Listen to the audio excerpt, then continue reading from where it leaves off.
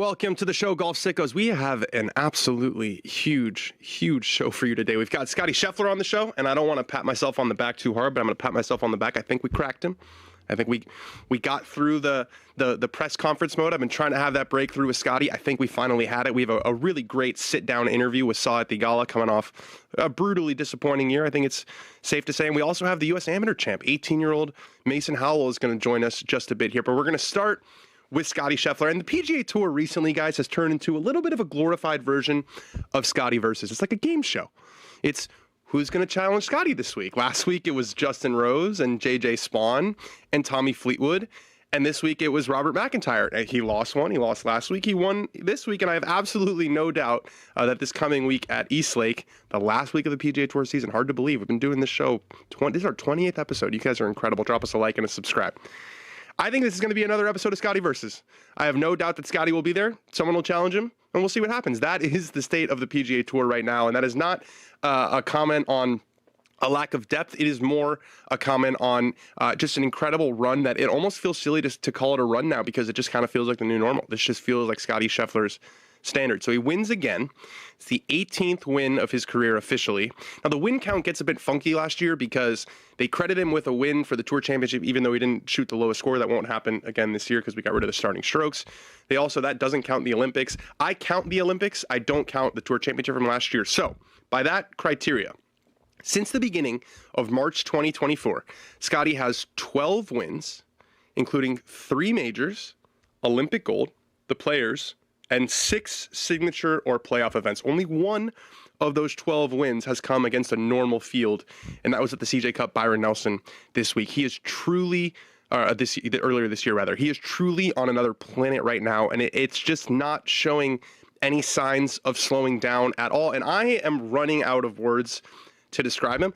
I'm also running out of questions to ask him. So we get to interview the PGA Tour winner after they win every week. It's an awesome part of our partnership with the Tour. It is a fantastic thing. Sometimes you're really excited for the interview, most times, because you get to talk to a guy that, maybe won for the first time in a while, or, you had a career-changing week. With Scottie, I was thinking this, I was like, what am I going to ask this guy? Because the Ted Scott stuff, he didn't have Ted on the back seat, that's personal. Not really going to ask about that. And it's like, what is there left to ask him about the way it's like he's so used to doing this that I felt like it would be more fun for us to just kind of ask other random questions because I'm running out of superlatives. Here I am with Scottie Scheffler. I mean, how are you able to bounce? Like, you've led in bounce back for the last 2 years. A little bit of a shock to the system, I'm sure, with those missed putts. And then walk us through, how do you calm yourself down to do what you did on the par 3? Yeah, I mean, it's all a matter of just staying patient, I think. I didn't really struggle too much with my execution. The greens just got really difficult to putt out there. And, when you're not getting the most out of your rounds, I think if you try to change something or, if I was to try to change my approach or get over aggressive, that's when things have a tendency to start to snowball. But did a good job of just staying patient and continue to try to execute. I mean, had a huge shot there on the 15th hole and a really nice putt there as well to kind of keep the momentum in the round. And that was really important at the time. All right, like I said, I'm pretty much out of questions. We've done this a few times now. I feel like everything that's been asked of you has been asked, so I'm going to ask a couple random ones. How many wins did the Cowboys get this year? I saw their ceiling, I think, on ESPN was 11-6. So I mean, I'm going to hope for the ceiling and go with 11. Okay, what did you have for breakfast this morning? Ooh, I had a feast this morning. I had an omelet with some bacon. The omelet with bacon, peppers, and onions. A little bacon on the side. Some potatoes, some toast, some Greek yogurt with some blueberries, some coconut water and orange juice. The food here was incredible this week, so it was. Wow, you got after it this morning. Oh yeah. And then my last one for you. What are 3 things that you're bad at? Well, my wife's sitting over there. She can probably tell you a few things that I'm bad at, I'm sure. Mahjong, false, Meredith. Sorry, there's Bennett right there. Missing Dad. What am I bad at? Yeah. I mean, ice skating maybe. I don't know. That's the first thing that comes to mind. Okay, ice skating and mahjong. Yeah, ice skating. Not mahjong. I'm definitely better than my wife at mahjong for sure. That's it. That's all I got for you. All right. Thanks, Dan. Cooking. Yeah, cooking. Terrible. Okay. It's been cooking safely. Cooking safely, yes. Right, yeah. That's my final answer. Cooking safely. I'm terrible. Okay, sorry. I'll see you next week. Thanks. See you, Dan. That was good. Cooking safely. He liked it. He actually enjoyed an interview. I feel a personal sense of satisfaction and pride that we were able to sort of crack Scottie Scheffler. So Scottie Scheffler won this week with Michael Cromie on the bag. He's a former college player at the University of Georgia, and he's a caddy. So you know what I'm going to say? He's a great player in his own right. But by my count, that was the 5th win in world golf for a fill-in caddy this year. It's probably been way more than that. But Sepp Straka won with Drew Mathers on the bag. Mini Tour player, won the Truist. And that kept Drew Mathers' career, funded his career for a while. Kurt Kitayama won with his brother on the bag after Tim Tucker dumped him to take Tony Finau's bag. He won at 3M. Justin Thomas won the RBC Heritage with Joe Greiner on the bag. Joaquin Niemann won the LIV event with a new caddy on the bag for the first week. And Scottie Scheffler just won with Michael Cromie on the bag. So we spent all this time talking about Looper Island and all these changes. Maybe these guys were looking for that first week magic. It is definitely hard to ignore that trend. 4 winners in the PGA Tour season, and 5 if you include Joaquin Niemann on LIV, winning with a new caddy on the bag. So, I caddied 1 week on the PGA Tour in my life, and I asked a lot of caddies for advice, and they said the most important thing about being a caddy is picking a good horse. And Michael Cromie had the best horse this week. So another win for a fill-in caddy. And Scottie, for all of his wins recently, we talked about the 12 since March of 2024, there have been very few moments. And I think the reason is because the way Scottie wins, I think about the majors that he's won them all going away. He's won them all by at least 3 shots. He usually just kind of creeps up throughout the week and kind of takes the tournament by the throat and sucks all the oxygen out of it. There's been very few moments where it's like, that was a moment you can point to. I think about the chip in when he won his first Masters, but that was way back in 2022. So much of this has just felt like a sense of inevitability, and where it's like he's just gonna win. It's not like there's gonna be this high leverage moment. We finally got one. It was the chip on 17, and I'm gonna break it down right here with my man Parker McLaughlin, aka Short Game Chef.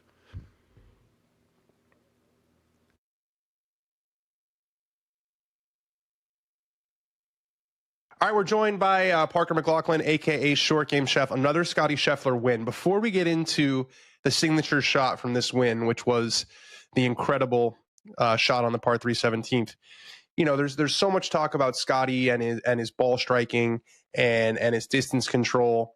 But, you coach some of the best players in the world. You've seen Scottie up close. Just how good of a short gamer is he? Yeah, it's pretty incredible. I've been lucky enough to coach Sam Burns the last 15, 16 months, and he and Scottie play all their practice rounds together. And so, I've probably walked 10 to 12 practice rounds with the two of them. And yeah, Scottie's very impressive. He hits a variety of shots. He goes low, medium, high. He kind of does it all. And it's beautiful to watch his creativity. I don't think he thinks about much. I think he thinks about his trajectory and his landing spot.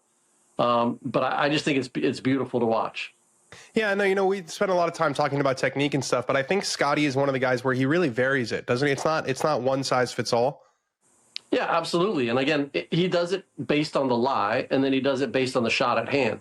So if he's got to go low, he'll put it back in his stance and he'll hit down on it, and kind of Jordan Spieth-esque type of shot. And if he needs to go high, he'll start to open up that club face and Phil Mickelson it. So he's got a variety of shots in his bag, but again, it's very lie dependent, and it's very dependent on what the shot is calling for. So talk to us through, kind of walk us through that shot on 17. So obviously there's water long, it's straight downhill. What was he looking at there? And walk us through the technique and then the execution. Yeah, obviously the lie plays a big part of it. 4.5 inch rough. It looked like it wasn't too bad of a lie. Something where he could get his club underneath. I think that's one of the main things that tour players are looking for when the golf ball's sitting in the rough. They're looking at how much grass is behind the golf ball, but also how much grass is underneath that golf ball. This gives Scottie the ability to understand, okay, do I really need to go way down and go get this thing, or do I need to not go quite as far down and go get it? Because there is a risk if there's too much grass on him. We saw this with Ricky on 15. You can go right under it. Exactly right. So Scottie had to read that lie perfectly to be able to adjust and make sure the depth of his swing didn't go too deep. And so, he's opening that face up like he needed to, because he had to stop that thing with height. anytime you're in the rough, tour players are looking, well, do I have a good enough lie to stop it with spin? But if there's a lot of grass behind it, I need to stop it with height. And so he's looking up to be able to try to stop so that this ball golf probably had no spin at all on it. Yeah, he's trying to go up, trying to go upstairs with it. Face goes open. Lengthens the backswing a little bit longer than what he normally would have. If he was in a normal little pitch, it would be much shorter. So he had to go a bit longer there. And then you see that thing just pop straight up in the air, a little bit more out to in type of a path, just a fraction. And then he, there's definitely some release on the way through with his hands, right? He's not driving it low. Little bit of a release underneath that golf ball to get it to start popping up a little higher. And is it hard to pull off that shot in that moment? I feel like, that's one of those shots that I feel like Tuesday afternoon, no problem for a tour player. Is it a function of he's been there so many times now that it's got to feel more normal? Yeah, I mean, you look at his reaction afterwards, right? It's like you look at what Tiger would have done, and like Tiger would still be fist pumping. It's like Scottie, he didn't break a smile. He didn't like he was just flatlined. It was unbelievable. It was one of the craziest epic chips of all time. And you're looking at it and you're like, how does he not even break character right now? Yeah, it's like he gives him like a fist pump, club goes back in, and they're off to the next tee. I would not want to play Scottie in poker. Like when he gets in that zone, like, dude, you don't know if he's got aces or if he's got nothing. Yeah, awesome. Well, good stuff, my friend. We'll do it again. Yeah, thanks, Dan. I totally forgot to bring in my sidekick, Ben Boscovich. Ben, how we doing, Ben? What's up, Dan? I've just been cheesing ever since the Scottie interview over here. I can't believe I've never seen him act like that. What penthouse are you calling in live from today? We've called in from this penthouse before. We're back in Philadelphia. Can you pan the camera? I want to see that lovely media, the TV situation. Yeah, there it is. What a beautiful TV situation that is. All right, Ben's with us. Looks like the FedEx Cup she's got on the coffee table there. That does look like the FedEx Cup. Speaking of the FedEx Cup, a guy who's going to be there this week, Ben Griffin. So Ben Griffin, who I think he's locked up his Ryder Cup spot, a bit of a weird round on Sunday. He started triple bogey, double bogey, bogey. So he was 6 over for his round through 3 holes. He ends up shooting 1 under 69. So he plays his last 15 holes in 7 under. And what was the reason for his slow start? Let's watch this. I take creatine as a supplement, and this morning I didn't take it until I basically teed off on 1, and I was at the end of my batch, and I had this basically a snowball of creatine, so it had been in my bucket for probably like a month. I broke it up and put it in my water bottle, whatever. I'm all good. I've taken creatine on the golf course before, it's fine. But I started taking it after my second shot, and I accidentally swallowed one of the big rocks that was in my water bottle, and I've never overdosed on creatine before, buddy. But I think I did in the moment because I didn't really drink any water after that. I basically just inhaled like a snowball, and so I started getting super shaky, and I've never felt like this before, and I literally felt like I had tremors. You have overdosed. That was a first ever overdose on creatine's all the rage these days. I remember ever since Rory and Scottie were talking about it in that when they played Bryson and Brooks. All the guys are on creatine. I actually had an exchange with Ben Griffin early in the week where he was hitting balls on Tuesday. He had a driver. I was like, 183 ball speed. He was like 177. I haven't had my creatine today. So creatine's a big part of the PGA Tour. And then a few more notes. Harry Hall. So I'm calling this the curious case of Harry Hall. So Harry Hall, we talk about data golf a lot on this show as a ranking system because the world rankings are so fakakta. He has broken into the top 10 in the data golf rankings. Now he's 54th in the world. The reason is he finished 6th this week at the BMW. It matched his highest finish of the year, but he's been so consistent. So in his last 11 starts, he's finished in the top 25 10 times. The only time he wasn't in the top 25 was at the Open, where he finished tied for 28th. So you're probably thinking, this guy must be getting a lot of Ryder Cup attention. Turns out none at all, at least so far. Let's hear from Harry Hall. No conversations recently. No, just trying to play golf. And is that on your mind? Yeah, it has been the last couple of weeks, Yeah, just got one job to do, and that's go recover now and get ready for tomorrow. Did you at least go through a fitting for the team uniform and all that sort of stuff? No, I haven't. You know what that kind of sounds like to me, Ben? Sounds a little bit like a boys' club, He's not getting the phone calls that he feels like he maybe deserves because he's not, maybe not in the right circles. I'm just saying. Do you think that's would you say that's utter woke nonsense? It's I think the fact that Harry Hall, our British friend Harry Hall, has not at least got a call from Luke Donald. You know how I feel about that, Andy? Utter woke nonsense. I think it's woke nonsense. Okay, one last thing before we hop into a fantastic segment called the Knockaround. Rory McIlroy. So Rory McIlroy came into the FedEx Cup playoffs in second. He skipped the first playoff event, didn't do much. In the second playoff event, he finishes in second. And so Rory gets a $4 million bonus, and skipping didn't matter at all. There's another bonus that was given out after the BMW because now the point standings are over. Scottie almost doubled everybody else up. But it was Rory's decision is validated, at least on a Rory level. Okay, let's hop into a little segment, not so little, that we call the Knockaround, presented by Knockaround. Sunglasses are the presenting sponsor of the show. It is Dan on Golf, presented by Knockaround. I've got the Mai Tais that are coming with me this week to Atlanta because I need some coverage this week. It's going to be really hot. It's the last week. I've been frying in the sun in Baltimore. I was in Jupiter before that. We have a promo code for you guys. So if you go to knockaround.com/golf, you can look at all the sunglasses, the golf sunglasses. Use the promo code DanOnGolf20. You get 20% off your first order. These incredible sunglasses are like $35 to start out with. Stop spending stupid money on sunglasses. It's the dumbest thing ever. I've lost so many pairs of sunglasses, and so have you. And you don't want to feel like they're like nervous about them. You want to be able to knock them around. They're knockarounds. They're fantastic products. Okay, we are joined live on the line. I'm very excited by this. By Mason Howell, 18-year-old who has won the United States Amateur. He's the third youngest ever to do it. Mason, what's up, my friend? Dan, how's it going? How's it going for you, buddy? You are the U.S. Amateur Champion. What have these last 24 hours been like? How are you feeling? How was the week?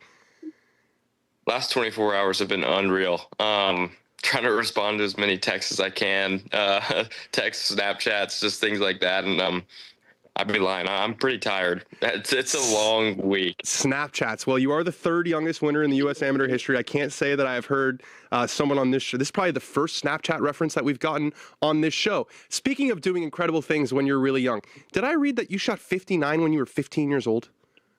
Yeah, I was 59 at my home club, Glenarvan, when I was 15. Did you even realize what you were doing? Like, were you nervous?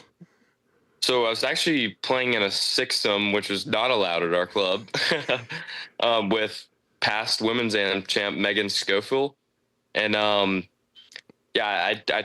shot 28 on the front nine. I was about to just go home, and head pro was like, "What are you doing, dude? You got to go back out and play the back nine." And so I shot 31 on the back and made like a 30-footer on the last for 59. There you go. Clutch.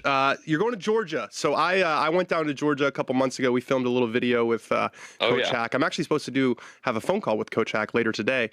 You're going to be there. Hamilton Coleman is joining you, the winner of the U.S. Junior Am. You guys going to bring Georgia golf back to glory? Absolutely. Who's that coming down the track? Let's go. You qualified for the Walker Cup. What does that mean? I'm guessing you've never been to Cyprus before, but was that even on your RAM? I mean, you came in rated, outside, I think, the top 300 in Wagger. Obviously, you win the U.S. Amateur. Your ranking's going to go way higher, obviously, and you're still in high school. But what does that mean to be able to represent the red, white, and blue? No, it's an unbelievable.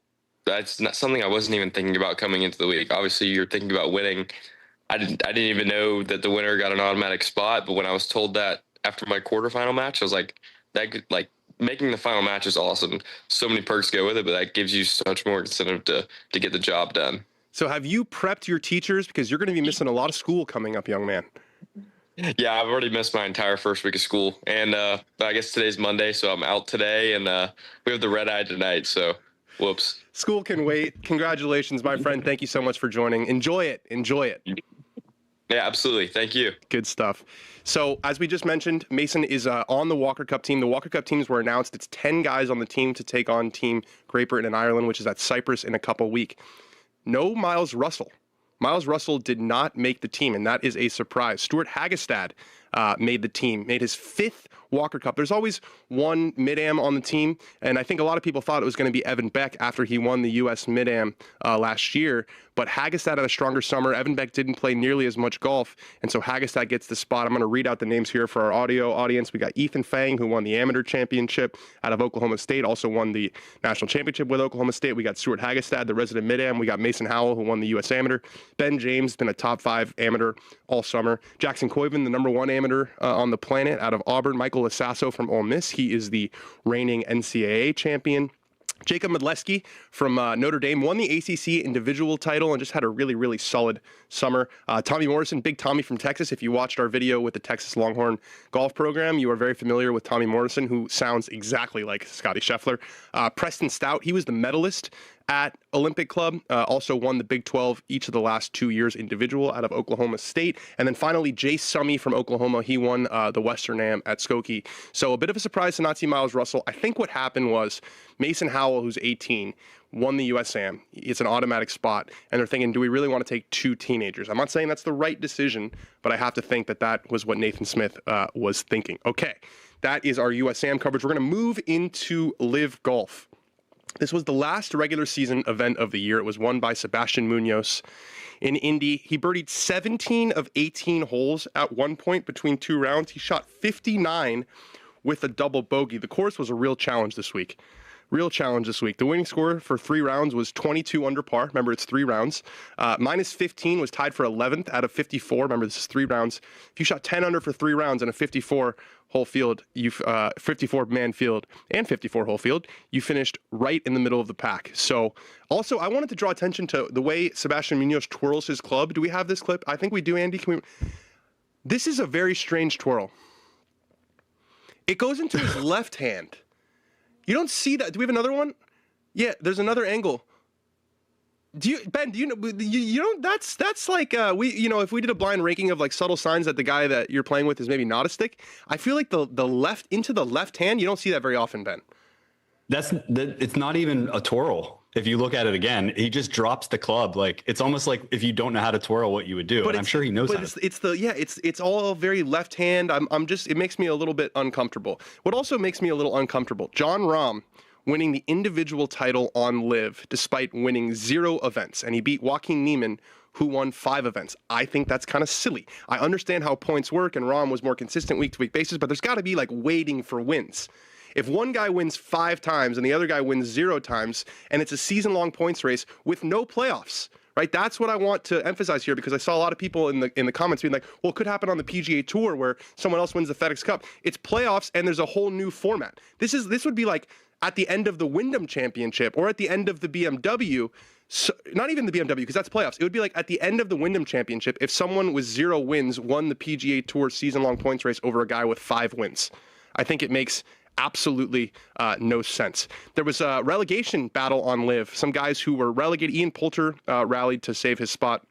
Mito Pereira was relegated. His career has really fallen off a cliff after that disaster at Southern Hills. Frederick Ketterup was relegated. He took the LIV money out of Florida State last year, one of the college kids that they signed. And then Anthony Kim, the comeback story that really fizzled extremely quickly. He failed to secure a single point in almost 2 years playing on LIV Golf. So let's see if they actually relegate guys now. Because remember last year, Bubba Watson finished in the relegation zone, and they were like, actually, Bubba, you can still play. So we're going to see what happens there. Another LIV golfer that I wanted to touch on, Bryson DeChambeau. So Bryson DeChambeau was asked this week about not being allowed to play in the Napa PGA Tour event. He said, it's on them if they don't let us come together as a team and play. It's a scenario that's unfortunate, and I wish it was different, but LIV's willing to let me play. And I have been very, I think, complimentary of Bryson recently, but we have to call things like we see it. This is like that BS victim narrative, right? It's like, oh, I would do it if decisions have consequences. The PGA Tour is in no obligation to let you play because you made the Ryder Cup team. Like, it seems so open and closed, and it's like, well, I'm willing to do it, but you knew that your decision was going to come with ramifications. And also, it's like, I'm going to blame the U.S. Am for not letting me play. It's like, well, I didn't qualify. I'm not, like, in the field, but I'm going to blame them for not letting me. Do you know what I'm saying, Ben? It just feels like this, like, would LIV let all the PGA Tour guys play if they just wanted to play? Like, there are rules, there are leagues, and also nothing is stopping him from going to Napa and hanging out with the team. Like, you can still bond and be together as a team. You can find an event to play in. I've been super complimentary of Bryson. I think it's been a great year for him. But this, like, that's on them. It just feels very weak to me. So much so that it surprised me that he even said this. You know what I mean? It's so, like, negative. It's like spin. You know what I mean? So such obvious spin. Yeah. That I'm surprised he would even think he could get away with it. I think he's been playing golf with the president a little too much, maybe. Yeah, just like, I can do what I want to do. Speaking of the Ryder Cup, we have new outfits that dropped from the Ryder Cup from Ralph Lauren. This is actually an okay look. The rest of it, I would say, is less than okay. I just don't understand why they need to go so out there. Like, that's just... It just doesn't look good. It doesn't look. That one in the middle.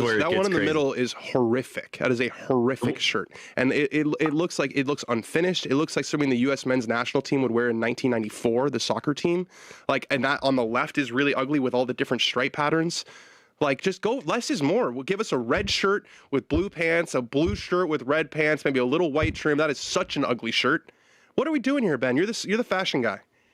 I think ultimately the thing that, like, every year when a brand has to make a team uniform, they seem to fumble the bag a little bit. And it surprises me with Ralph Lauren especially, because they could, like you said, just go so simple, go back to their class. Like, they're such a classic brand. They have everything they need in the colors. Like, just piece them together.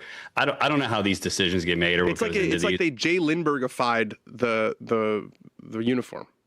Jay Lindbergh's done the U.S. team uniforms too, I think, for another team competition, maybe the Olympics, or without Ralph Lauren too. But anyway, there are some gems in here. I just think there aren't enough of them. And the one that people are going to call out the most, I think it actually is ironically good. It looks like one of those fountain cups from back in the day that you said, the green and the purple. You know what I'm talking about? Like the F. Jerry logo. You think that's good?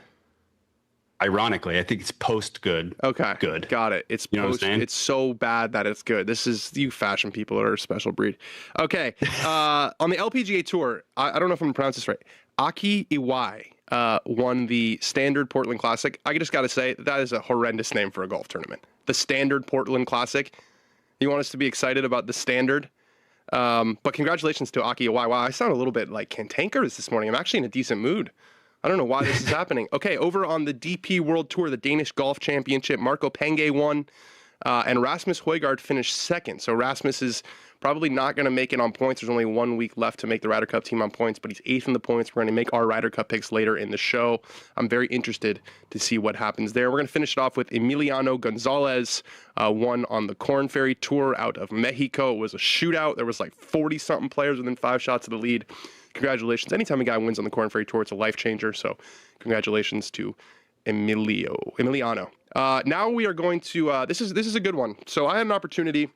We went to this awesome hero event that was put on at the BMW Championship. Dr. Munjal, who we're all very familiar with from his many press conferences alongside Tiger Woods at the Hero World Challenge. He hosted a little Q&A with Akshay Bhatia and Sahith Theegala, and I got an opportunity to sit down with Sahith and discuss kind of a lost year. You know, there were some injuries, there was some poor play, and it came after, you know, a year where he finished third in the FedEx Cup and made it to the President's Cup. So here I am catching up with Sahith Theegala. All right, we are joined by Sahith Theegala. You were just telling me, so we're here at the BMW Championship. We're a great event put on by Hero. You're happy to be here for that capacity, but you just said It's tough being here, not being in the field. You know, you're a professional golfer. And it's been a difficult year. How are you, like, on a personal level? Like, how does that weigh on you in your life? Yeah, it's been really brutal this year because I've had one bad injury in my life, and it was during college, and I hurt my wrist, and I literally just didn't play. Like, I could not physically play. I was in a cast for 6 months, and that was so different because this injury was just an oblique strain, and I could play through it. And I did try to play through it, and I learned the hard way that I should have just let it heal because it caused my neck injury too. And it just felt like I wasn't really injured, but like anything on my golf game, I was doing the exact same thing, and I was hitting it 15 yards shorter. My mechanics got worse, and it all stemmed from this one stupid little injury that if I didn't play golf, like, I would not care at all about. Like, I could do anything relatively So it wasn't like bothering you in your like day-to-day life. It wasn't like you were like having trouble sleeping or anything like that. I mean, actually sleeping was the only thing I had trouble with. Everything else was great. I couldn't really sleep on my right side, which I like, and then sleeping on my back, I felt like a little pull in my oblique. So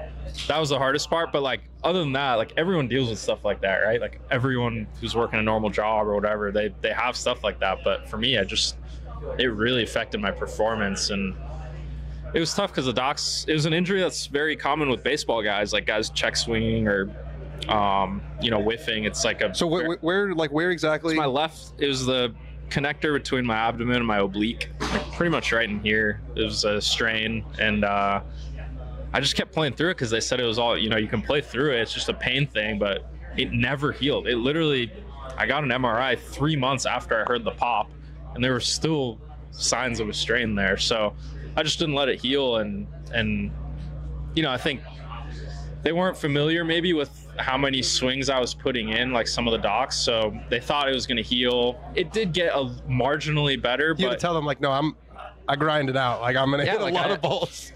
And like, they're probably thinking you're going to show up, you know, you're a good golfer, swing it 40 times. And I know. Go. I should have done that. But the problem was I was healthy the first 5 or 6 events of the year, and I didn't get off to a great start this year. So combined with the injury, I felt like I needed to practice harder and work harder too. And I think I just dug myself a hole. So just hitting the reset button now. Like I said, it sucks being here and not playing the event. It's brutal because this is one of my favorite events of the year. They treat us so well at the BMW, and yeah, it feels like I'm basically going to be a rookie on tour and just needing to fight for everything. Well, it is a very interesting setup because you finished 3rd in the FedEx the year before. You make a gazillion dollars, have this incredible year. You're into everything. It's a reminder that, like, these guys who do it every single year, it's not that simple. It's you know, I had that respect for them in any sport, to be honest. Just longevity is a crazy thing at the top of the sport, and really felt that recently. I'm like, how is a guy like Justin Rose? Dude, Justin Rose is an incredible example, but I think of even a guy like Patrick Cantlay. You know, he had his back injury, and he's been just quietly a top 10 player in the world the last 9 years of his career, and everyone's like, oh, he's underperforming, all that. Whatever, that's a different story, but guy's unbelievable. He shows up to an event, plays bad, and finishes T7, walks away with a $400, $1,000 check, and just does it year in, year out. The consistency. That's why you see some of these guys playing 20, 21 events. I think they've learned their body. They learn what their limit is.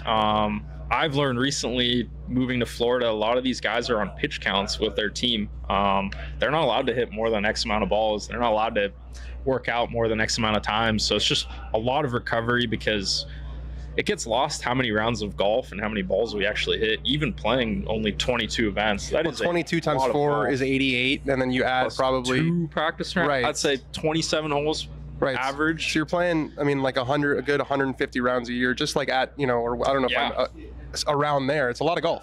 For sure, and it's a lot of toll, and I think the most work we put in is during a small part of the off season where we're working on sort of swing stuff, and that's when we're beating a lot of balls. And yeah, it kind of all caught up to me this year, and I really got a good sense of that, and I think I'm going to be a better person to myself after this. A little bit of humble pie is not the worst thing ever. No, humble pie for sure, and just, you know, I still have dreams. I want to be the best player in the world. I want to accomplish a lot of things, but I've also learned a lot about what I think kind of my limit is. And that's good. I needed to learn the hard way, maybe, like how hard I can push my body, because I really pushed it pretty hard last year, and I felt great. My body felt great, and I achieved a lot of great things, and really wanted to crack the top 10 in the world. Didn't quite do that, but I get to like what, 11 or 12? I was 11. I felt like I was right there, and just the start of the year bummed me out, and I just went too hard. I got to ride the waves. Sounds cliche, but everyone goes through it. I'm not a Rory. I'm not a Jon Rahm. I'm not afraid to admit that at all. I know my consistency is not quite there, and I want to get it there, but I just got to listen to my body, and that's the main thing that my team's telling me. And, you know, I think the best golf is still ahead of me. So you talk about listening to your body. I mean, we talked about a couple years ago when we did our caddy shoot that you've got this really unique swing, but actually because of your spine. Is your injury related to your mechanics, and do you have to change them? Yeah, so I took this time to kind of get scans on my spine, go see a spine specialist, which I've never seen, and the scans were all great. Like, they showed for a golfer a healthy back. Structurally, it's all good. There was a part of my back. I've never had a low back issue in my entire life. My low back, he actually said, was super tight, and that was creating a little bit of like over rotation in my mid back, which is where I get kind of my muscle soreness, my mid upper back. I never have issues there necessarily, but it's the part that I like to get the most physical therapy on. And again, every golfer does that, but I was just over rotating that a little bit. So there's been some everyday things that I've changed, like my posture with my low back. I've always had a little bit of a rounded upper back, which is, I think, helped in golf. I think I talked about that last time, but lets me rotate a lot freer with my upper back. And obviously got to watch that. I don't want to be a slouch or a hunchback, but just working on kind of tucking my low back a little bit. I had a lot of extension in my low back, which again is fine, but like it was just putting unnecessary stress on my mid back, and it could eventually have led to issues. So it was nice to catch that. Very simple fix. It took 3 weeks of doing exercise at home, and there's still some that I do every day actually, and I'm creeping it into my golf posture a little bit, but genuinely my swing feels the same. It feels good. If anything, it looks better on video doesn't look like my neck or back's gonna snap in half. So that was good to see that what we had thought is kind of what it is. Like as long as I'm good in the gym, I never, even though it looks like I'm swinging out of my ass, I'm actually never really swinging that hard. You got more in the tank. I got a lot more in the tank. It's just sometimes I get under and I'm trying to square it up and it looks like I'm swinging really hard, but I swear I'm not. I'm just trying to match it up and not hit it 70 yards right. So yeah, I'm excited to where we're headed, especially how my body is physically. We were talking a little bit before this about how we did an interview like this in an old place you were living in Houston with some roommates. Yeah. You've since done the Jupe life thing. Yeah. What's it like being a newcomer into the Jupiter scene? You know, you got to figure out which golf course you're going to join. You got to figure out what games to get in. Like, is there an initiation process? For sure. I think other than the initiation check, I didn't mean the check for the club. I meant for the boys hazing you in. That also, unfortunately, the check. But no, I was kind of overthinking the move there in terms of like, okay, I gotta like figure all these things out. But one of the things I'm so thankful for the tour is a lot of guys are so much nicer than I thought they would be. Yeah. And the community down there is incredible. You know, it was so easy to find resources. There's so many guys that I already knew there that were happy to help me. Countless amount of guys. I mean, even Cam Young like reached out and helped me. Sander, Pat, all these guys helped me find a realtor, helped me find a golf course in Panther National. I'm going to join Dye Preserve, and I love that place. We were just there. We just filmed with Berger out there at Dye. That course is really good, man. You have to hit all the shots. It's I can see why. First of all, it's more like removed. It's feels kind of serene, so it feels like you can focus there. And also, I can see why you guys like to practice there. Those courses down there are incredible, man. I've been a member at Panther now for 8 or 9 months, and I've never gotten better practice, I think, in my life. And it's like literally tuned to your practice. So, and that's just because there's so many pros down there. They want. Well, JT had a role in that, yeah. Yeah, JT had a role in that too. But Dye's awesome as well. You got to really work your ball. And I'm at, Colby Wayne's gym. I FaceTime my trainer back home every day in that place, and when I had to get MRIs and see a doctor, JT and Ricky helped me with that too. So it's like these guys. You understand why everyone moves there. Oh my God, it really does make life a lot easier outside of tournament, because I loved Houston. I loved being with my friends.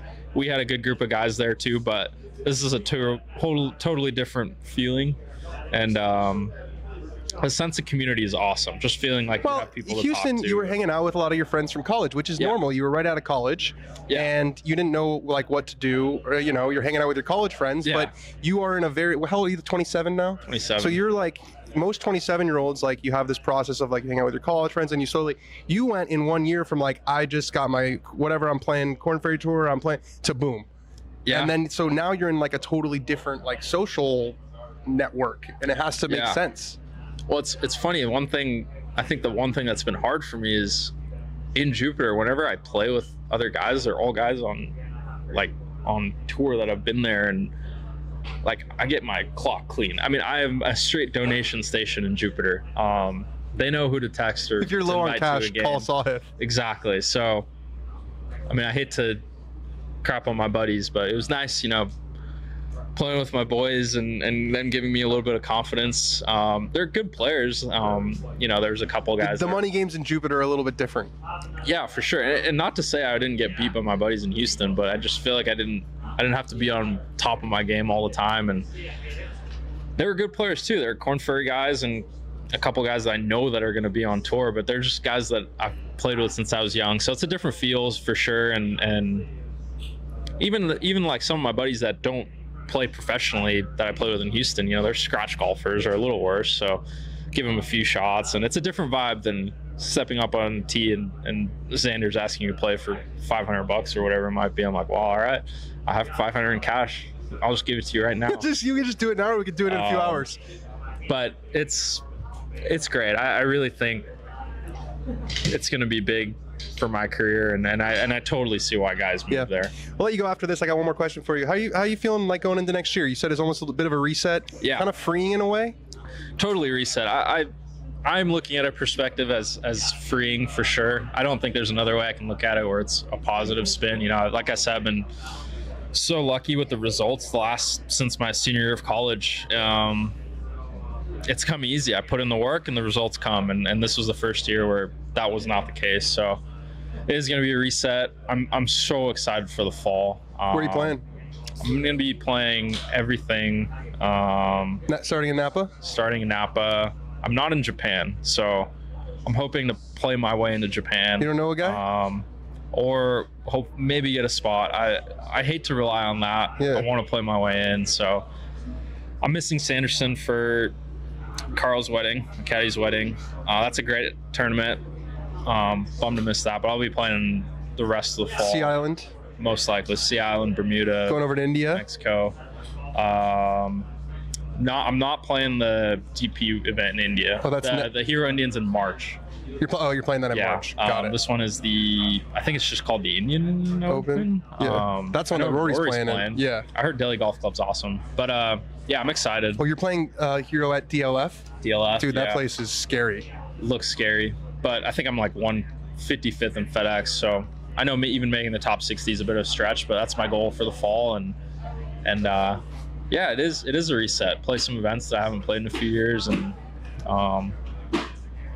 fight to keep my job. Well, listen, next time we do this, it'll be after you win a tournament. There's like highs and lows. Golf is not linear. Join the show. You know? I wanted to, ever since you started doing that, the winners interview after, I just like, man. We'll get you there. I want to be there. We'll get you there. Nice. Well, thanks so much, dude. Yeah, appreciate it. What a great kid. I think not even Case. He's a man, 27 now. I think, I've known Sahith since he was 13 or 14. He was always a name in the Southern California junior golf scene. It's been really fun watching him kind of this linear rise. But as we talked about there, golf is not linear. And, one thing he said there that kind of stuck with me was, ever since college, I put in the work and the results have come. And this was the first year where I put in the work and the results didn't come. So golf is a very difficult game. Golf is a very difficult game. What's also very difficult is to try to pick winners of golf tournaments. It is almost impossible, which is why I outsourced this task to my friend Rick Gehman. Rick joining us live on the line. What's up, fellas? What's going on? What's going on, Rick? How we doing? I'm gonna see you this week, right? You're gonna be in Atlanta. I'll be in Atlanta. Yeah, I'm getting in Tuesday afternoon, Tuesday evening. So very much looking forward to it. Okay, I'm looking forward to it too for a few different reasons. Number one, I always love seeing your beautiful face. Number two, no starting strokes. It's nice. Number three, I think they're going to set this up really hard, aren't they? That seems to be the plan. Yeah, so obviously the restoration that they did before last year, that's part one. The setup is part two. And I think the compromise or the agreement of saying, okay, Scottie, Rory, you guys don't get the starting strokes, but we'll make this thing tough. And from what I understand already, the rough is about an inch thicker than it has been in the past. Some of the work that was done 2 years ago gave them some more pinnable locations that they didn't use last year that from what I understand they are going to access this time around. So yeah, as long as Mother Nature can cooperate and do her thing, I think the plan is to make this pretty difficult. Yeah, I think I'm hoping for like a single digit under par winning score. I think that the Tour Championship is sort of in the identity business in that they're looking for one, and I think making this a really, really difficult, brutal test for, I don't know what the winner gets, 10 million or whatever it is this week. I think that could be awesome. Okay, let's go through your picks. Your first one, we've entered the without Scheffler territory. Yeah, so this is tough, right? So we were on Scheffler 2 weeks ago. He finishes one shot out of the playoff, and of course he wins last week. And it's like you either have to always bet Scottie or never bet Scottie, I think is kind of where we're at in this situation. I've just removed him from the equation so that we can have good banter, and I don't always come on here and pick Scottie Scheffler every week. That's probably not great entertainment. But without Scottie, market is very live. And I've gone with Ludwig Oberg here. He's 11-1, so he either wins this golf tournament or he can finish second to Scottie Scheffler would cash this wager. And I think that people realize Ludwig's had this kind of bizarre year, but they don't realize how good he's been as of late. I mean, he's just absolutely knocking the cover off the golf ball. His ball striking metrics are back. The putter, which has given him a couple of issues throughout the summer, has started to improve. And talking about that difficult setup, Dan, get him on a difficult setup where long and straight plays even more. Like there are some holes at East Lake where if you miss the fairway, it's just like a half shot penalty. And that's historically, I think this is a place for Ludwig to kind of catch fire and either win the FedEx Cup kind of out of nowhere or at least finish second to Scottie. It would be cool, though, if he got another win. I mean, it would be, bookending the year. He started the year with a big win at Genesis. I think I was one of the people who said I think he's going to be the next one to overtake Scottie Scheffler, be number one in the world. I don't know if anyone's going to do that now, but it'd be nice for Ludwig to kind of run into form. Good for the European team, at least. All right, a matchup. Last week we won with our Russell Henley. Kind of tried to blow it on Sunday, but we won with the Russell Henley top 20 bet. What's our matchup kind of in that minus money range?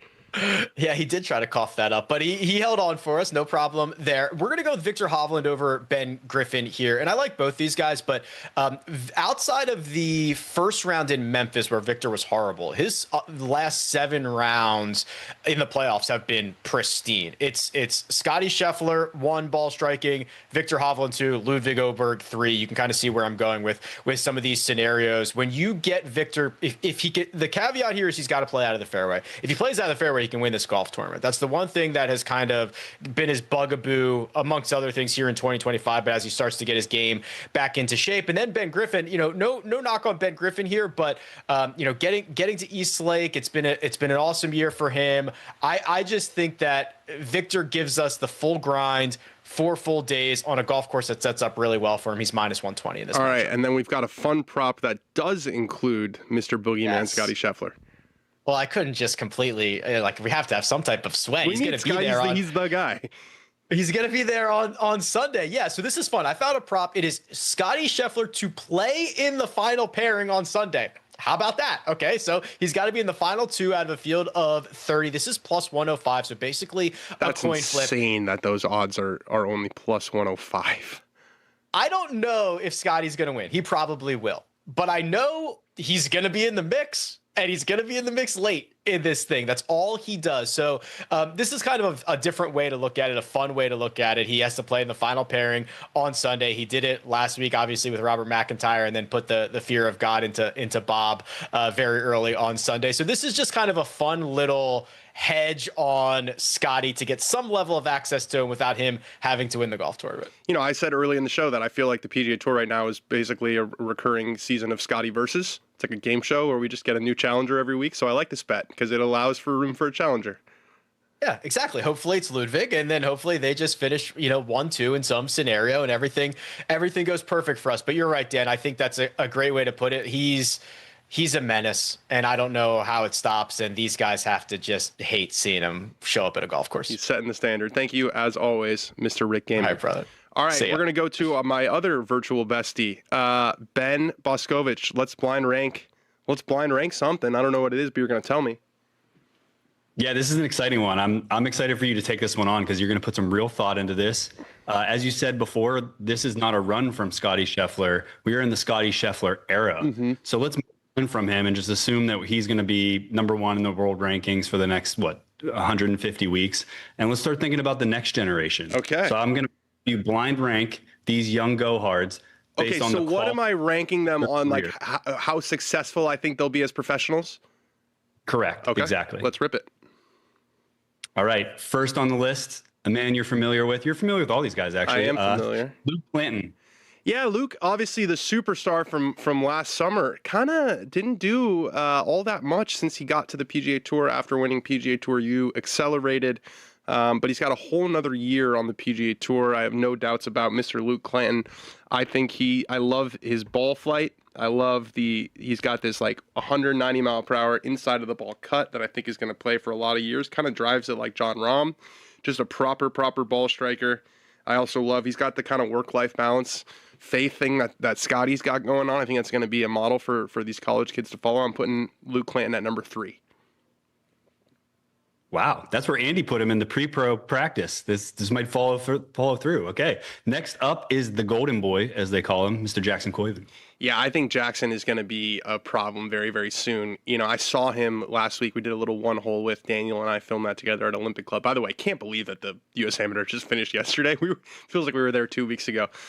Jackson is an unbelievable putter, and that's been sort of the wrap on him. But what I saw at the Wyndham was he led the field in strokes gained off the tee, and he has put on weight.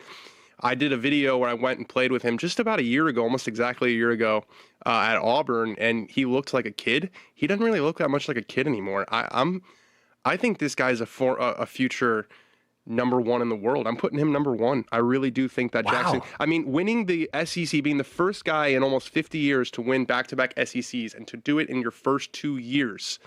He made match play, and he lost to Max Herendeen in the USAM. I don't think he'd be my number one, and he is my number one.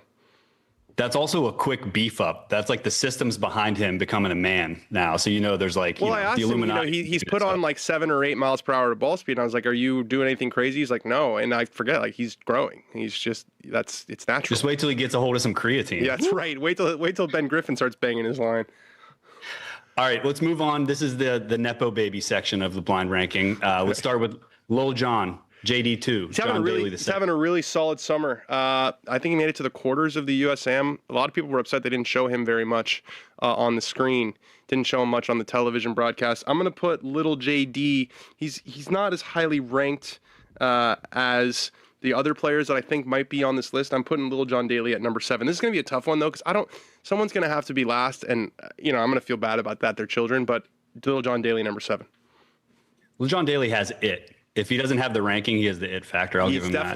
I'll tell you, he's not going to be number 7 in NIL earnings. Factual. Yeah. Okay, speaking of NIL earnings, Charlie Woods. Oh man, I was hoping you weren't going to put him on this list. Oh God, you're just setting me up here. He won the big AJGA, beat Miles Russell. He hasn't done as well since. He's got time. He's got plenty of time. He's going to be a junior, I think. He's not even entering his senior year. I'm going to put him at number 10 because I want to take the pressure off Charlie. I'm putting him at number 10. I like that. Not because I don't think he's going to be great, but let's take the pressure off Charlie. There's also somebody's got to leave the kid alone. Someone's got to leave the kid alone, and it's going to be Dan on golf. That's right. All right. Next up is a guy thought we would see a little bit more of this year, but Miles Russell. Miles Russell did not make the Walker Cup team. I was very, very surprised about that. Also made a good run at the USAM. I'm going to put him at number 2. My one thing with Miles Russell is he looks like he's 16. We talked about that with Jackson Koiven. Like Miles Russell, he's almost built like Brian Harman. Like he's so narrow. He's so small. It's almost like I stopped myself from sending this text to Brentley, but I almost texted Brentley like, yo, what are Miles Russell's parents like? What's their build like? You know what I mean? Because I'm trying to get like a little bit of a inside scoop on whether he's going to put on weight or get taller. I don't know. I'm putting him number 2. Let me see those jeans, Miles. He's been the best junior for a long time. He's top 15 in Wagger. Finished top 25 in a Corn Ferry event at age 15. He clearly has no problems going low. I'm putting him number 2. So we got Charlie Woods at number 10, Little John Daly number 7, Luke Clanton number 3, Miles Russell number 2, Jackson Koiven number 1. Okay, back half. Where is our current United States amateur champion? Mason Howell. Yeah, I'm going to put him at number 5. I mean, he's super impressive. If you watch him play, he looks like a tour pro. Like we're talking a lot about how these kids look, which it's not my favorite thing. But gotta have it. He looks like a tour pro. It's like Harris English reincarnated, but also still 18. So a lot of time left. I'm putting Mason Howell number 5. I loved in his interview that he mentioned, like, I wasn't even thinking about the Walker Cup in Cyprus. Like that felt really genuine. A lot of guys will say that, but yeah. I like that. Yeah, the right mentality. He's a teenager. He's a high school junior, I think. No, senior. He's going into his senior year. He's going into his senior year. He's going to miss a lot of school. Yeah. All right. Next up is one of our favorite cutsmen, Ethan Fang. Ethan Fang, the cuts exclusively. I'm putting Ethan at number 8. Just that's where I'm putting him. I don't know. Amazing nickname, Fang. Like Fang is that's not even a nickname. That's just his name. What an amazing name. I think Fang is a sick. I hope he has gets one of those Fang putters. You know those old Odyssey ones that Luke Donald used to use to be number 1 in the world. Future logo is going to be sick. Cuts exclusively. Yeah, Ethan Fang, number 8. All right, we got 3 left, and we're moving over to our neck of the woods here with Mr. Omar Morales. Oh, Omar is a buddy of mine. I think that's why he's on this list. He's had a bit of a struggle since turning professional. It's still so early, getting used to it. He's so good, though. That's why I put him on. He's so good. He won the Big Tens. UCLA product, hits it a mile a long way. Young man from Mexico. I think there's a bit of a learning curve going from playing golf at UCLA. You're playing Bel Air and Lakeside and Hillcrest every day, and now you're playing on the Korn Ferry Tour. It's a little bit different. I got no doubts in Omar's future, but I'm putting him number 9. Just hasn't quite reached the heights that some of the other guys on our list have. The potential on this list, someone's got to be number 9, someone's got to be number 10. That's right. It's okay. Last 2 to go. Tommy Morrison, Big T. Big T, I'm putting Tommy number 4. I think he's going to have a really, really great career. I think he you expect him to be kind of this like wild bomber just because he's 6'10", but he's really not. He hits it extremely well. He won the British Am last summer, got to match play, lost to Mason Howell. Actually, Mason Howell had a crazy run to the championship match. I think Tommy's going to be on the PGA Tour for a really long time. One of those Texas boys, kind of a Scheffler disciple. I'm putting Tommy Morrison number 4. So tell me who's number 6. Number 6 is the man with the thighs, Mr. Michael Lasasso. Lasasso. I like this list. Lasasso had a bit of a rough go at Olympic, missed the cut by a gazillion, but talk about it factor. This kid's going to be a big star with that Paul Skeens aesthetic.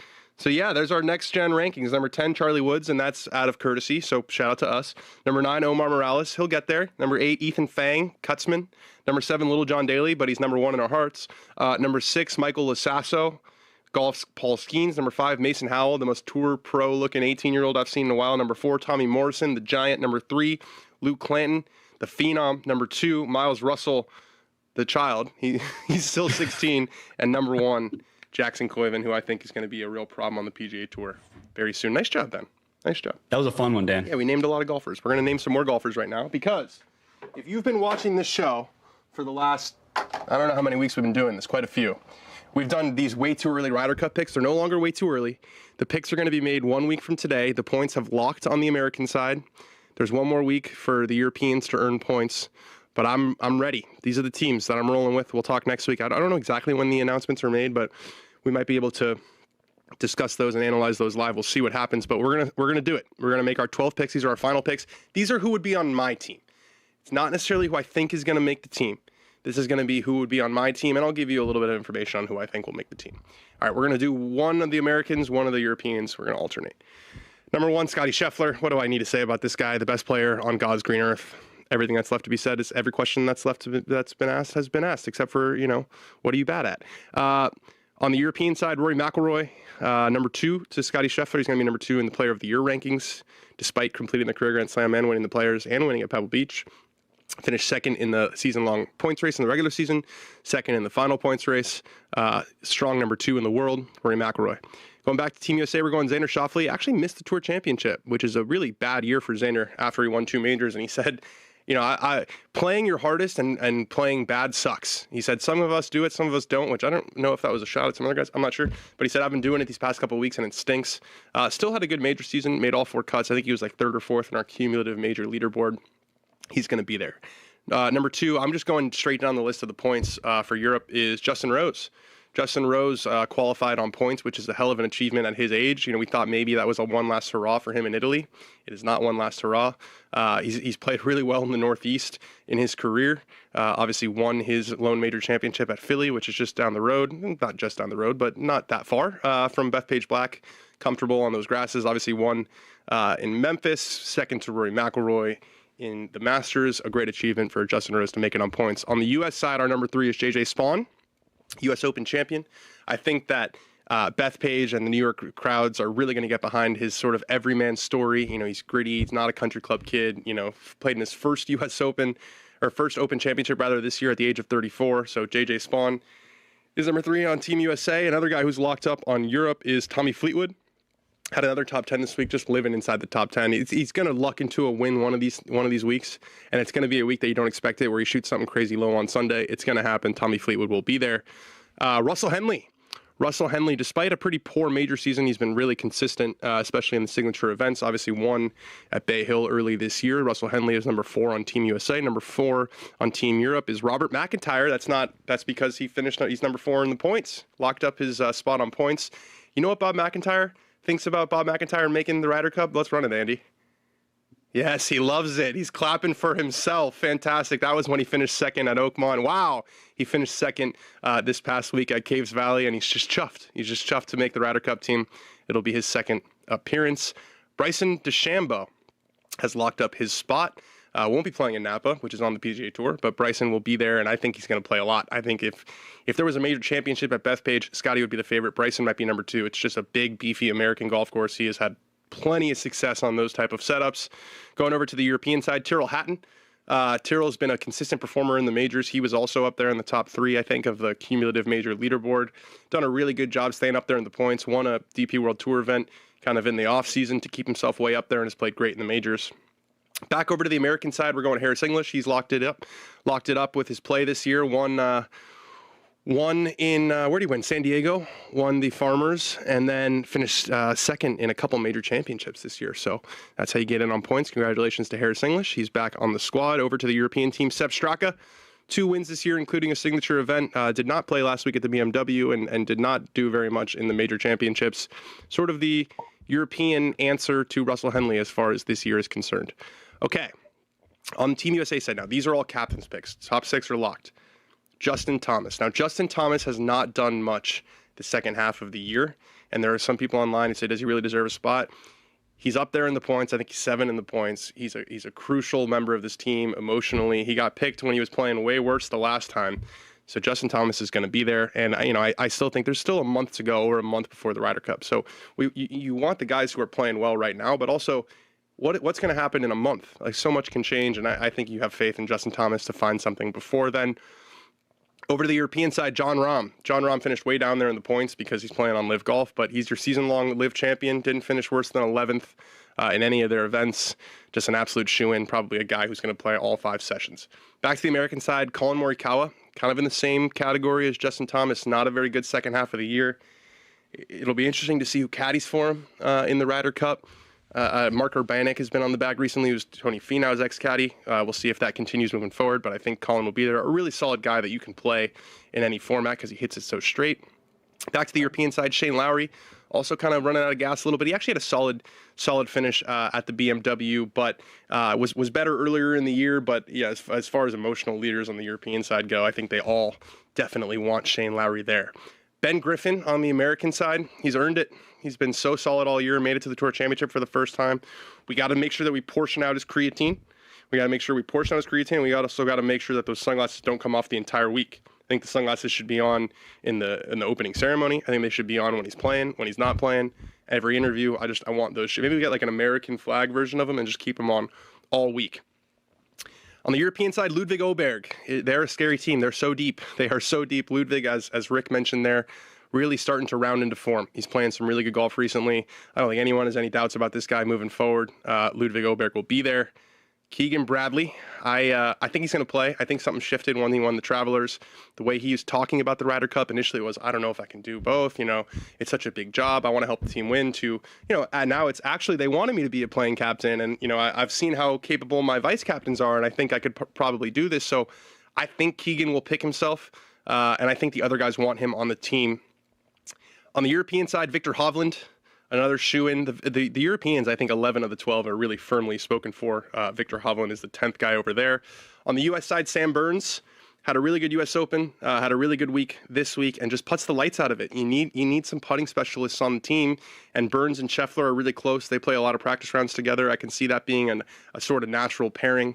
So Sam Burns makes my team. Matt Fitzpatrick on the European side did not make it to East Lake, but finished the year very, very strong.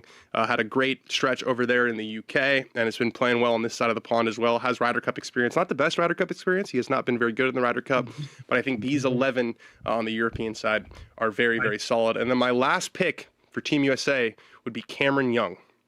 So what I think is going to happen here is I think that Patrick Cantlay is going to make the team. And I think it's going to be one of Sam Burns or Cameron Young. I think it'll probably be Sam Burns, if I had to guess. I think that Keegan will probably pick Cantlay, despite him not doing anything this year to deserve it. So this would be my team, but I do think that Cantlay is going to make the team, which is going to bump out Cameron Young if I had to guess. And then I would pick Harry Hall. I mean, it's no disrespect to Rasmus Højgaard, but his solid finishes have come against really, really weak fields comparatively, whereas Harry Hall is rounding into form and made the Tour Championship on the most competitive tour. What do I think will happen? I think they'll go with Rasmus Højgaard. I think that they want someone who plays on the European Tour primarily. He's 8th in the points. He's been a consistent performer, had a lot of high finishes in Europe. So these would be who I would pick, but on Team USA, I think it will be those first 10 plus Patrick Cantlay instead of Cameron Young and Sam Burns. And I think that the European team will probably be Rasmus Højgaard over Harry Hall. But these would be my 12. Ben, what do you think when you read that list? I love that you're leading with your heart and you're putting Harry Hall in there. I still am not sure about Colin Morikawa. I don't know why. Well, it's been a pretty disappointing year. He's been in the press a lot. It's been sort of like angsty around him. He doesn't know who his caddy is going to be.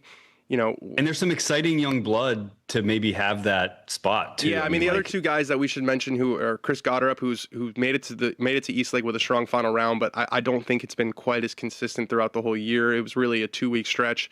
And then Brian Harman, who is a dog. It's not the best course fit for him. I think it's going to play really long, but Brian Harman is a guy who has deep respect from his peers. So I could see Harman sneaking in there, but it's going to be very interesting. I think there's 11 out of 12 spots on Team Europe are locked up, and I think really only 9 on the American side are locked up. I think, Keegan's still a question mark. So there's really 3 spots for Keegan Bradley, Sam Burns, Cameron Young, Patrick Cantlay, and like a Gotterup or someone way off. So it'll be interesting to see what happens.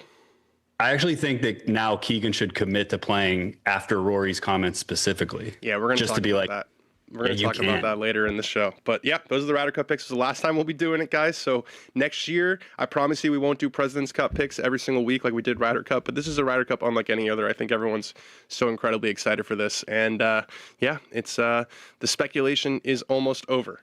Okay, speaking of speculation, who's going to be our dog of the week? We actually have a drum roll. I want a drum roll, please.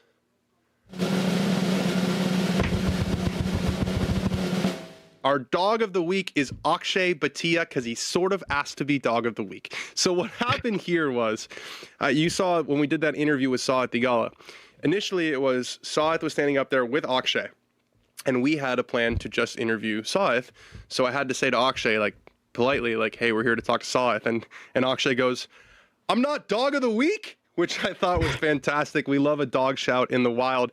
He is our dog of the week because he made it to the Tour Championship 30th and final spot. He missed a putt on the 72nd hole that we thought was going to be to make it, but a Victor Hovland birdie knocked Michael Kim out. They were actually playing together, and Victor almost seemed to say, like, "I'm sorry" on the green.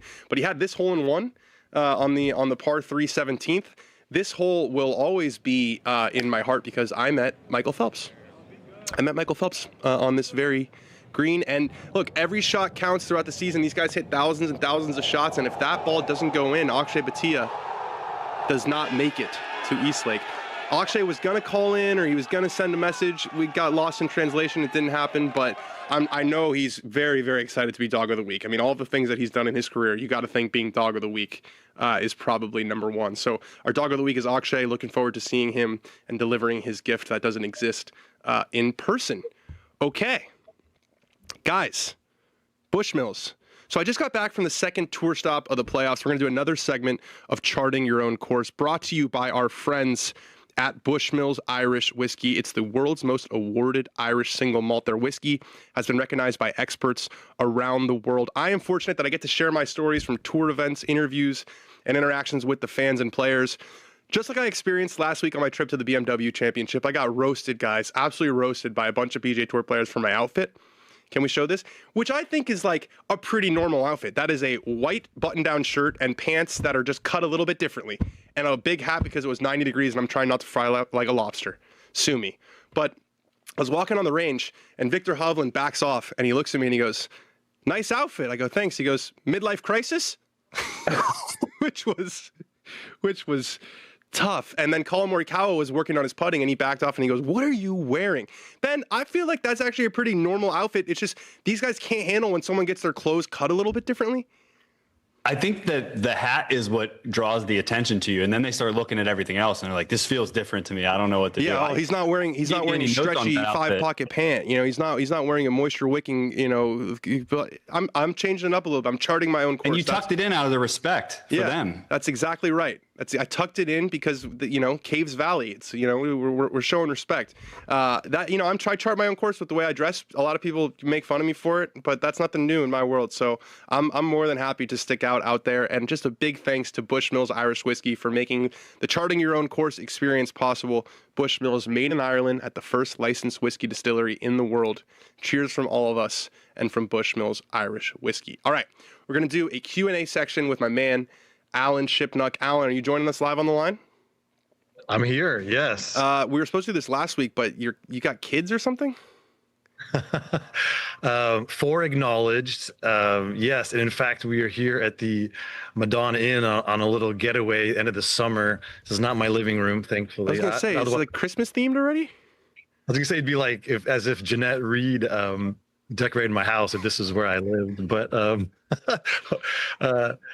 it's family holiday, but I said, listen, if it wasn't for the Dan on Golf Show, we wouldn't even be able to afford groceries, so I got to go. We're putting the Shipnuck kids through college. Yeah. Okay, we're going to hop in. All right, we're going to start with this one. I'll start with you on this one, Alan. K. Germ asks, why can't the Tour do the whole playoffs the way the Tour Championship is set up? Guarantees everyone is at every event and the potential playoffs in those events to move on. It's a no-brainer, right? What do you think? I love that. I mean, if the Tour shrank its schedule to like 25 events and just we could do so many things with the format, and you could get the best players there all the time. It's the fact that there's 45 events that you have to have the run-of-the-mill full field, 150 guys playing stroke play when we're not super enthused about it. I mean, that's really the essence of it. Jay Monahan's mandate is playing opportunities for the players, and so we just have to have the bloated. But he's gone. He's gone, and maybe Brian Roloff is looking at this with a clear lens and saying, well, let's do playoffs. And I picked this. I looked at the leaderboard.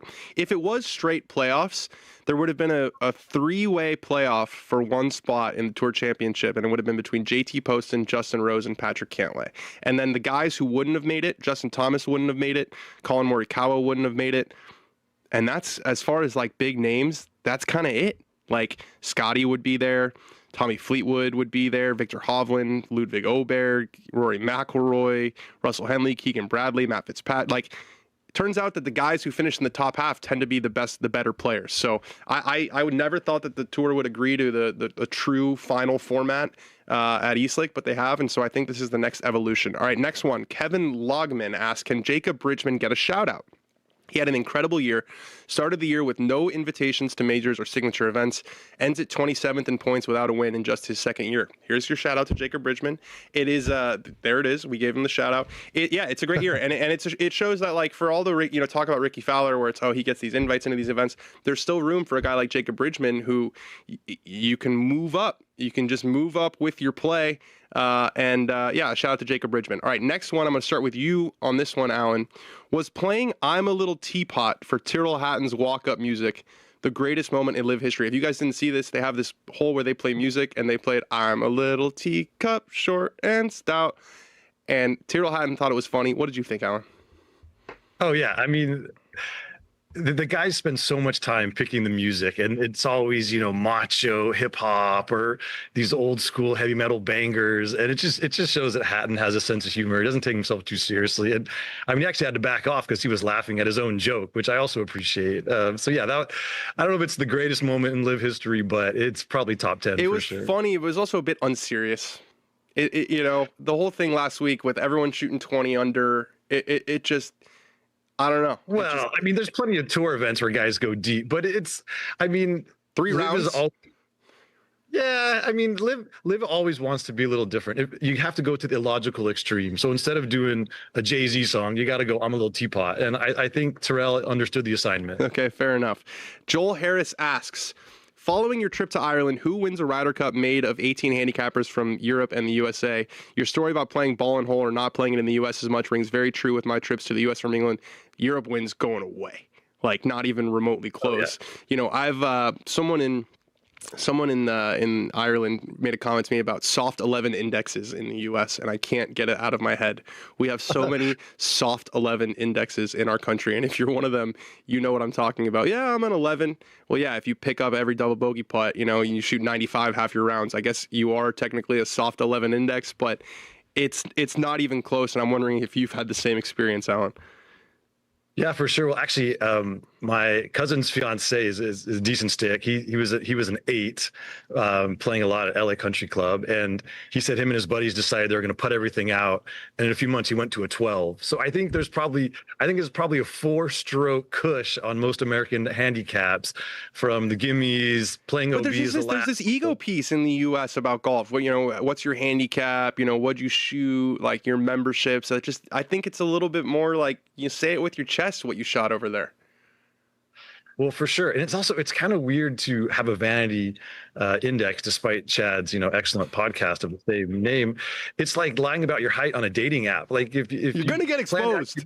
You're going to get exposed. So just be honest about your index. That just makes more sense. Yeah. Okay. I'm going to start with you on this one. Wizard Sleeve 1, which is, I think, a Borat joke, which I just realized is pretty funny. Mickelson and Poulter were scheduled to be the Ryder Cup captains this year. I don't know if that's a definitive statement, but do either of them stack up in your eyes as future captains? What do you think, Alan? I think Phil remains so polarizing. It's going to be hard to ever get him back. Poulter has a chance because of the lads club in Europe. I mean, he was tight with those guys. There's still some residual good feelings, like, say Rory, who's the most influential voice over there, they went through the wars together. Poulter came up with McGinley, with Bjorn. Those guys pretty much run the European Ryder Cup side. I think Poulter has a chance. I would be very surprised if Phil gets rehabilitated in time. Well, it's an interesting one because so many of that generation went to LIV. I mean, Lee Westwood, Sergio Garcia, Paul Casey, Ian Poulter. The only kind of holdover is Justin Rose, who I would think is going to get a captaincy extremely soon, maybe 2027 and dare, but they're a little bit light. I mean, they went back to the well with Luke Donald this year, probably not unrelated to all of those guys being kind of persona non grata. So it'll be interesting to see what happens there. Okay. Finance guy TCSF asks, will the tour ever review the calendar for weather optimization, play Southern tournaments in March to May, play Northern and California tournaments in June to August? August does not work for tournaments in Atlanta and Memphis. Thank you for your attention to this matter.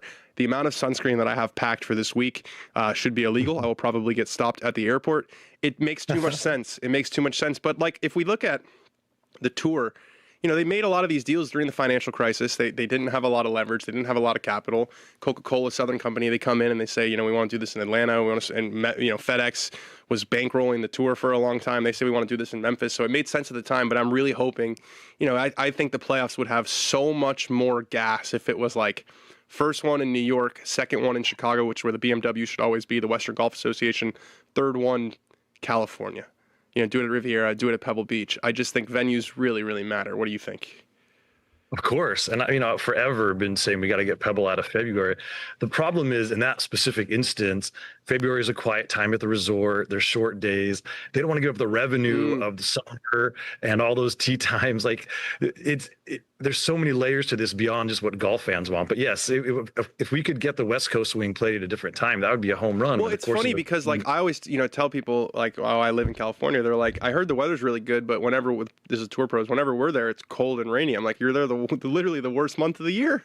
It's the only bad month of the whole year. We get a bad rap. I know. Like, I was saying for a long time, they should switch Vegas and Pebble and play in October when that's the best weather in Pebble Beach, and play Vegas in February. There's so many things that we could have done, but it's just tradition, and there's other considerations are probably too tall an obstacle to overcome. No, I think we can still get out of Memphis. I'm still leading that brigade. Okay, I want to ask you this one because you're the historian, given the grays in your beard. Who's the historical precedent for Scheffler? Jones, Nicholas, Woods were prodigies, legends in their teens. Hogan overcame a boatload of obstacles to emerge in his mid-30s. Scheffler fits neither of those patterns. I can't think of his comp. What do you think?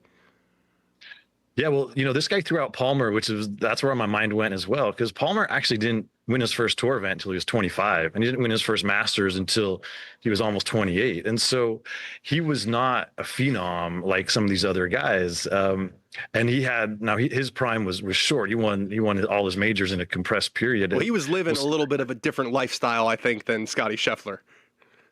That's why they call him the king. So yeah, there's no doubt that there are different personalities, but that might actually hold up. We'll see how long Scottie's prime goes. Obviously, he's not slowing down, but Scheffler was a really, really good amateur. He was a good college player, but it took him a while to find his way.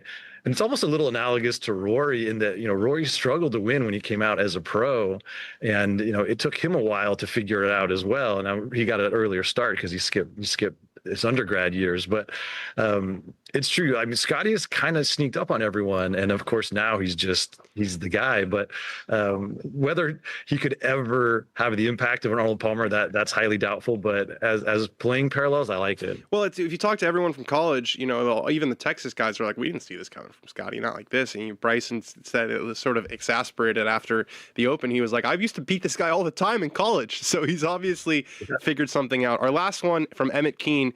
I'll answer this one. There's way too much going on in golf for Dan to be tweeting about sports he doesn't have a clue about. Pass it on. I'm going to keep tweeting about soccer. So I'm sorry about that. I don't tweet as much about golf because I have this show now, and so I save a lot of the takes. So maybe Twitter's becoming my outlet for soccer. I don't know. I'm sorry, Alan. Oh, we have a bonus question. It's a clip. Okay, play it. Oh, let's see. Sison from WFAN and CBS Sports Network, and of course a former NFL player. Here's a question for you and your golf sickos, because it was asked of me, and I did have an opinion, but I'm not going to tell you my opinion. I want to hear yours. So let's say Rory and Scottie are playing here at Pebble, and they play from the tips, and of course the greens are going to be set up very easily for them, and they play the first day in a scramble format, and the two of them post the score. The next day, they come back, this course is set up the same, the weather is the same, everything is the exact same. The only difference is that this time they can play a one-man scramble, meaning that they can hit their second shot if they want. Which score would be lower? The two-man scramble from the day before, or the second shot scramble individual the next day? I think that's the question. What's your opinion? I think the second shot scramble, because they know their carry numbers, they know how they hit it. Like, I think that they, I think they would shoot something disgusting both times. But I think you give Scottie Scheffler and Rory McIlroy floating mulligans, I think you're going to see an assault on the golf course. I agree. And also shout out to Boomer for an extremely granular question. Yeah. I had to follow along there for a while. It was a filibuster. That was impressive. Yeah, that was good stuff. Also good stuff. Every time I get to talk to you is a pleasure, Alan. Thank you so much. All right. Thanks for having me. All right. Chirps from the gallery. This is a loaded one this week. We had some incredible names in the United States Amateur. Names that make you feel poor is our first one. Let's pull this up. Names that make you feel poor. Preston Stout defeated Penson Badgett 4-3. Fantastic stuff there from Sledge. Speaking of the Olympic Club and the U.S. Amateur, they did a little video where guys were given ratings to burger dogs, and Stuart Hagestad, who's already an easy target because he's been the best mid-am in the world for a long time. People like to clown him about how much he actually works and this, that, and the other. He was asked to give his review of a burger dog. Let's run that clip. It's definitely more burger than hot dog. I feel like it's sacrilegious to say anything mean. If you're a burger person, a 10 is like Minetta Tavern in New York or El Cheval. It's like a 6.1. It's not great, but it's good. I love it. He had to know what was coming. Why he brought up Minetta Tavern and Au Cheval, these two fancy ass burger places in New York, is unbelievable. But that's Stu. I like Stu. I play golf with Stu before a couple times. I really enjoy him. But you Stu is Stu, and Stu was being Stu right there. That's a man trying to make somebody mad, and that person is me, because the best burger in New York is obviously at Red Hook Tavern, not Minetta Tavern. Oh, so you're going to fight fire with fire by naming just some other New York burger place. Fair enough. You never had a Red Hook Tavern burger? I have had a Red Hook Tavern burger. Thank you very much. I've had a lot of drinks on that patio as well. It's a nice place. It was really good. Let's not forget I used to live in Dumbo, which is actually pretty close to Red Hook Tavern. So don't try and come at me for my Red Hook Tavern knowledge. Okay. Brandel Chambly had a really spicy take about Bryson and the Ryder Cup. He said, he's one of the best players in the world, no doubt, but he will be playing not for the USA, but for Saudi Arabia in the Ryder Cup. If you disagree, just watch the LIV bots, LIV funders / supporters, and those who have been bought by LIV celebrate if he plays well. I think it's a very dangerous precedent to judge whether a person is playing for their country by how some accounts on X react. and correct. Both of those things are allowed to be true. Those things are allowed to be true. And we talked about, like, we hammered Bryson a little bit for the, it's on them, but I'm going to stick up for him here. Just because he plays for LIV Golf doesn't mean he's playing for Saudi Arabia in the Ryder Cup. I'm certain he's playing with some American pride. Yeah, I think, he just joined the president's, council on trying to get Americans fit. So I don't see him doing that with Saudi Arabia. Rory McIlroy, this sure felt like, I don't know if a dig is the right word, but it felt like he was sending a message to Keegan Bradley when they asked him about potentially being a playing captain. Is being a Ryder Cup playing captain something that you aspire to? Is that something? No, I've been asked to do that and I've turned it down. You've already been asked to be the captain? No, the idea of me being a playing captain sometime soon coming up has come up and I've shot it down straight away. Yeah, why? Because I don't think you can do it. So if we're reading between the lines, it sounds like he was asked, or at least the idea was floated to him about being a playing captain for 2027 at Adair, which is in Ireland, a couple hours drive from where he grew up. I don't know if he meant it as bulletin board material for Keegan Bradley, but I know Keegan Bradley saw that, and I know how Keegan Bradley would react to that. I think that's nice fuel, and I hope Keegan, like I said earlier, plays because of that comment. Like, I hope we hear from Keegan this week that he's like, fuck it, I'm in. Yeah, I was on the fence, but then I saw Rory, and so I said, screw it, I'm going to show him. Everyone's different. We need all we right? can get. Like, that team is stacked. Everyone is different. Like, everyone's calculus is different, but, Rory's a smart guy, and he knows that when he speaks at a microphone, people listen. I think that was a little bit of needling. So Scottie Scheffler has been number 1 in the world for 118 weeks. Can we pull up this tweet, guys? Scottie Scheffler has been world number 1 for 118 straight weeks. To break Tiger Woods' all-time record of 281 weeks, he needs to hold the spot until Halloween 2028. And my first reaction to seeing this was, I'm starting to think it's possible. Like that, usually when you see those Tiger stats of like, he needs to be world number 1 through this amount of time, you're like, oh, that'll never. I'm like, I'm kind of. Yeah, usually you put it out of your mind, right? Yeah. You're like, whatever. This time I was like, wait a second, let's do the math because this is possible. I was like, that was my takeaway too. And I think when I put this on the list, I don't know if some of our production people thought, oh, he's going to say there's no chance. I'm like, I'm seeing Halloween 2028. And you see this guy chip? I mean, it's like tomorrow. It's like, I think there's a chance. Bob McIntyre watching Scottie rip his heart out. What is it with this beluga whale? It's just like he's a funny looking character. It looks like he's got no power in the matter, I guess. Okay, he's just sitting there. Well, we actually have a exclusive live look at what Bob McIntyre thought of Scottie Scheffler's chip on 17. There it is. So he was all class with it. Phil Mickelson's tweet about Scottie not winning before the Ryder Cup has aged like milk. Let's pull up this next one. He tweeted on March 16th, does Scottie win in 2025 before the Ryder Cup? I don't think so. Well, he's won 5 times since then. Again, says Herb Brooks. Hey, y'all, Scottie Scheffler here. Yeah, says again, like Herb Brooks in Miracle. Terrific there from John Sherman. Bennett Scheffler made an appearance on our show for the very first time. And Michael McEwen says, I've seen Bennett Scheffler more than I've seen some children in my own family. The kid does it every week. He's there every single week. We're going to finish it with another kind of guys gawking at Scottie's greatness. Michael Kim talking about, Scottie might ask for the deferred FedEx Cup points plan because he more than doubled up Rory McIlroy this year. That is the final FedEx Cup standings, and his lead over Rory is greater than Rory's lead over 0.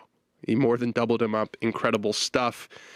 I'd like to give a special thanks to Zone nicotine pouches for all that they do. Warning, this product contains nicotine. Nicotine is an addictive chemical. Underage sale prohibited. I just got to say, I always have them in my bag. When I need to dial things in on the course, I go with Zone nicotine pouches. They have a stronger nicotine intensity. The others aren't even close. They have better flavors, too. They last longer, and they're more comfortable than any other pouch out there. Lately, my go-to is the Citrus 6 milligrams. I know you're a dragon fruit guy. Yeah, I actually ran out. I got to get back to the West Coast. Got to get back to the West Coast. I've talked about this before. They make 7 flavors in both 6 and 9 milligrams. The big game changer, these have 20 pouches per can versus the other guys who offer 15. I mean, if you want more, I won't play 18 holes with at least 1 can of Zone in my bag. If you want Zone pouches at a discount and mailed right to your door, head to nickokick.com, NICOKICK.com. Enter code DanOnGolf20 at checkout for an additional 20% off. We are going to leave you, golf sickos, you beautiful golf sickos. This is our 3rd to last show. We're doing a show, well, actually, 4th to last show. We're doing a live show on Wednesday after the Creator Classic at East Lake. I'll be on the call for the Creator Classic. Then we're going to be back in the studio for a normal Dan on Golf after the Tour Championship, talking about Ryder Cup picks. And then we're going to do a special year-end doggy awards. Year-end awards, so like things like Dog of the Week, Clip of the Week. We're going to do a year-end version of it all. It's going to be fantastic. We're winding down the season here. It's been incredible. Drop us a like, drop us a subscribe. Our Clip of the Week, Niles Shields Donegan. So he lost in the semis, which is the worst round to lose in the USAM because you don't get to play in the Masters. But he's a Mill Valley kid and a Scotland guy. He's born in Scotland, grew up in Mill Valley, so he still represents Scotland when he plays golf. But he's very clearly got deep roots in Mill Valley. And this was what's great about the US Amateur. You know, you get guys who are making runs and everyone loves it and the whole community gets behind them. Our Clip of the Week is Niles Shields Donegan. I'll see you guys on Wednesday from Atlanta. Burko, well, they say the sequel is never as good. But I don't think that's going to be the case this time. Niles Shields Donegan, you birdie 16, you birdie 17, you win in extra holes. How did you pull this off again? I don't know.